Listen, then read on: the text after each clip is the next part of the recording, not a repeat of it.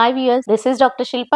ఈరోజు నేను చెప్పదలుచుకున్న టాపిక్ స్వెల్లింగ్ డ్యూరింగ్ ప్రెగ్నెన్సీ కానీ పోస్ట్ డెలివరీ కానీ కాళ్ళలో వాపులు ఎప్పుడు వస్తాయి, దానికి ఏమేం కారణాలు ఉండొచ్చు చెప్పదలుచుకున్నాను. కాళ్ళ వాపులు మొదట్లో ప్రెగ్నెన్సీ నిలబడుతూనే వెంటనే కాళ్ళ వాపులు అంటూ మొదలవ్వవు. కొంతమందికి బిగినింగ్ లోనే వస్తారు. కాళ్ళ వాపులతో ప్రెగ్నెన్సీ అంటూ వచ్చినప్పుడు వాళ్ళలో లివర్ ఫంక్షనింగ్ ఎలా ఉంది, కిడ్నీ కానీ పనితీరు ఎలా ఉంది, ఈ రెండింటిని పనితీరు చూసుకుంటూ దాంతో పాటుగా వాళ్ళలో అనీమియా శాతం అంటే హిమోగ్లోబిన్ శాతం అనేది చాలా తక్కువగా స్థితిలో ఉందా, ఇవన్నీ తెలుసుకోవాల్సిన అవసరం ఎంతైనా ఉంది. దాంతో పాటుగా మిడ్ ఆఫ్ ది ప్రెగ్నెన్సీలో కొంతమందికి స్వెల్లింగ్ అంటూ మొదలవుతుంది. కాళ్ళలో వాపులు ఎప్పుడైతే చాలా మందికి మిడ్ ఆఫ్ ది ప్రెగ్నెన్సీ అంటే 3 నెలల నుంచి 4 నెలల నుంచి ఒక 7 నెలల వరకు ఉండే ప్రెగ్నెన్సీ టైంలో కాళ్ళ వాపులు డిపెండెంట్ ఎడిమా అంటే కాలు కిందగా వేసి ఉండడం వల్ల మొబిలైజేషన్ ఎక్కువగా నడక లేనప్పుడు కాళ్ళ వాపులు అనేది రావడం జరుగుతుంది. దానితో పాటు కొంతమందికి ఏంటి వీనస్ కంప్రెషన్, ప్రెగ్నెన్సీ యూటరస్ అనేది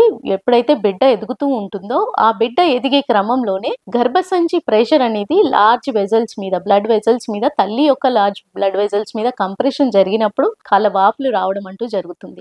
ఏ విధంగా 7వ నెల దాటిన తర్వాత మోస్ట్ కామన్లీ స్వెల్లింగ్ అంటూ కాళ్ళ వాపులు వస్తున్నాయి మేడం అంటూ పేషెంట్స్ వచ్చినప్పుడు ఫస్ట్ వాళ్ళలో బీపీ లెవెల్స్ అంటూ చూసుకోవాల్సిన అవసరం ఎంతైనా ఉంది. బీపీ లెవెల్స్ చూసుకుంటూ వాళ్ళలో షుగర్ శాతము, షుగర్ లెవెల్స్ కానీ ఎలా ఉన్నాయి, దాని ప్రకారం అవి కంపారిజన్ చేస్తూ ముందు ఉన్న బీపీ లెవెల్స్ కి కానీ ముందున్న షుగర్ లెవెల్స్ కి కానీ 7 నెలల తర్వాత ఏ రకమైన మార్పులు వస్తున్నాయి. సో అది తెలుసుకోవడం వల్ల ఏంటంటే వాళ్ళలో శరీరంలో ప్రెగ్నెన్సీ వల్ల వచ్చే హైపర్ టెన్షన్ కాంప్లికేషన్స్ ఎంతవరకు ఉంటున్నాయి, అది డెలివరీ టైంలో ఏమైనా ఇబ్బంది చేస్తుందా అనేది తెలుసుకోవచ్చు. మోస్ట్ కామన్ 7వ నెల తర్వాత వచ్చేసి కాళ్ళల్లో వాపులు అనేది రావడం వీనస్ కంప్రెషన్ తో పాటు hyper tension, BP levels, uncontrolled BP levels అనేది ఉన్నప్పుడు బ్లడ్ షుగర్ లెవెల్స్ ఉన్న వాళ్ళకు కూడా కొంతవరకు వాపులు అనేది రావడం జరుగుతుంది. సో ఇలా వాపులు వచ్చినప్పుడు వెంటనే వాళ్ళలో సీరం ప్రోటీన్స్ ఎలా ఉన్నాయి, కొన్ని ఇన్వెస్టిగేషన్స్ మీ గైనకాలజిస్ట్ మీకు రాసి ఇవ్వడం జరుగుతుంది. సో ఆ ఇన్వెస్టిగేషన్స్ ప్రకారం మీలో ఒంట్లో ప్రోటీన్ శాతం ఎలా ఉంది, ప్రోటీన్ శాతంతో పాటు యూరిన్ లో ఏమైనా ప్రోటీన్స్ ఎక్స్క్రీట్ అవుతున్నాయా అంటే కిడ్నీ ఫిల్టరేషన్ దగ్గర ఏమైనా తేడా వస్తుందా, ఇవన్నీ తెలుసుకున్నట్టయితే దానికి సరిపడా మెడికేషన్, దానికి కావాల్సిన మెడికేషన్ మీకు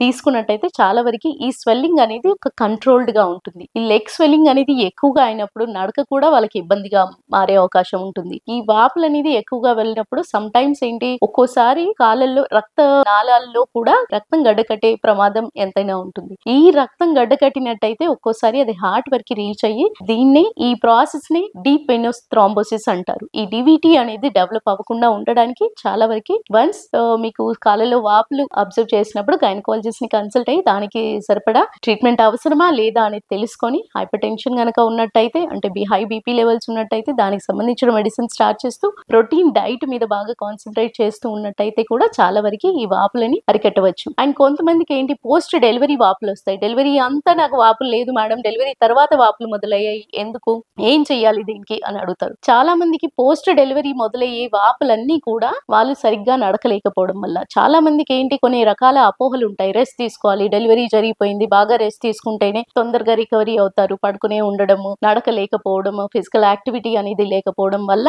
కాళ్ళలో వాపులు అనేది ఏర్పడతాయి. వాళ్ళలో కూడా వీనస్ కంప్రెషన్, ఆ చిన్న గర్భసంచి బిడ్డ డెలివరీ అయిన తర్వాత వీనస్ కంప్రెషన్ అనే ద్వారా వచ్చే స్వెల్లింగ్ అనేది ఎక్కువగా ఉండదు. వాళ్ళల్లో నడక అనేది మొదలెట్టి ప్రోటీన్ డైట్ బాగా తీసుకున్నట్టయితే కాళ్ళ వాపులు రాకుండా అరికట్టవచ్చు. ఈ వీడియో హెల్ప్ అయింది అనుకుంటున్నాను. Thank you.